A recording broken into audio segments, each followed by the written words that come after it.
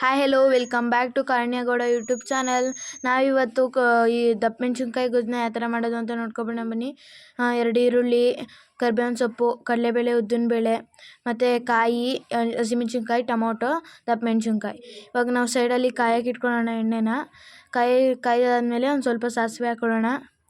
ಸಾಸಿವೆ ಹಾಕೊಂಡಾದ್ಮೇಲೆ ಚೆನ್ನಾಗಿ ಇದು ಮಾಡ್ಬೋದು. ನೆಕ್ಸ್ಟು ಜೀರಿಗೆ ಹಾಕ್ಕೊಳ್ಳೋಣ. ನೆಕ್ಸ್ಟು ಕಡಲೆಬೇಳೆ, ಉದ್ದಿನಬೇಳೆ ಹಾಕ್ಕೊಳ್ಳೋಣ. ನೆಕ್ಸ್ಟು ಕರ್ಬೇವಿನ ಸೊಪ್ಪು ಹಾಕ್ಕೊಳ್ಳೋಣ. ಕರ್ಬೇವಿನ ಸೊಪ್ಪು ಹಾಕೊಂಡಾದ್ಮೇಲೆ ಹಸಿಮೆಣ್ಸಿನ್ಕಾಯಿ ಹಾಕ್ಕೊಳ್ಳೋಣ. ಹಸಿಮೆಣ್ಸಿನ್ಕಾಯಿ ಹಾಕೊಂಡಾದ್ಮೇಲೆ ನೀಟಾಗಿ ಫ್ರೈ ಮಾಡೋಣ. ಚೆನ್ನಾಗಿ ಫ್ರೈ ಮಾಡಬೇಕು. ಚೆನ್ನಾಗಿ ಫ್ರೈ ಮಾಡಾದ್ಮೇಲೆ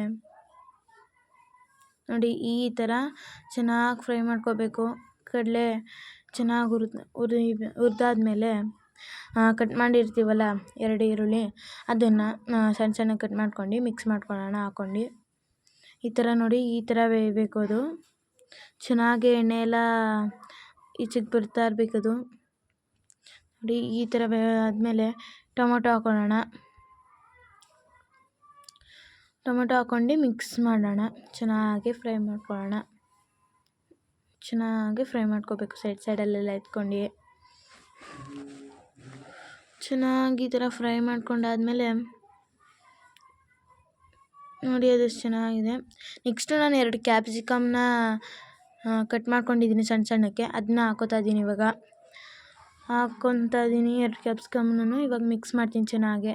ನಿಧಾನಕ್ಕೆ ಮಿಕ್ಸ್ ಮಾಡಬೇಕು, ಇಲ್ಲಾಂದರೆ ಚೆಲ್ಲೋಗುತ್ತದು. ಅದಕ್ಕೋಸ್ಕರ ನಿಧಾನಕ್ಕೆ ಮಿಕ್ಸ್ ಮಾಡಿಕೊಂಡ್ರೆ ಚೆನ್ನಾಗೇ ಸ್ಪ್ರೆಡ್ ಆಗುತ್ತದು. ಅದಕ್ಕೋಸ್ಕರ ನಿಧಾನಕ್ಕೆ ಮಿಕ್ಸ್ ಮಾಡ್ಕೊಳ್ಳಿ ಅಂತ ಹೇಳ್ತಾ ಇರೋದು ನಾನು. ನೋಡಿ ಇವಾಗ ಚೆನ್ನಾಗಿ ಬೇಯ್ತಿದೆ ಅಂತ.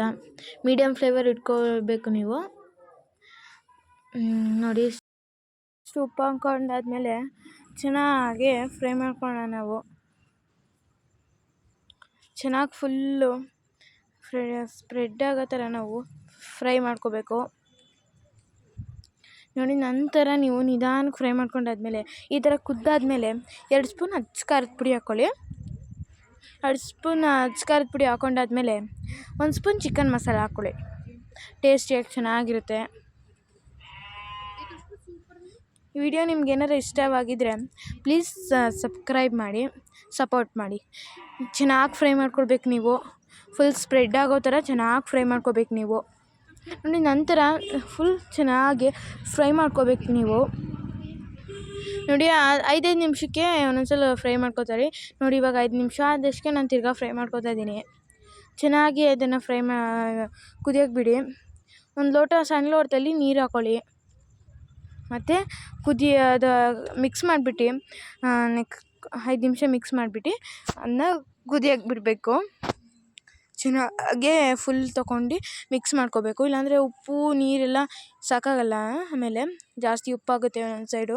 ಅದಕ್ಕೋಸ್ಕರ ನೀಟಾಗಿ 5 ನಿಮಿಷ ಫುಲ್ ಸ್ಪ್ರೆಡ್ ಮಾಡ್ಕೊಂಡಾದ್ಮೇಲೆ ಅದನ್ನು ಕುದಿಯೋಕ್ಕೆ ಬಿಡಬೇಕು. ನೋಡಿ ಈ ಥರ ಕುದೀತಾ ಇರುವಾಗ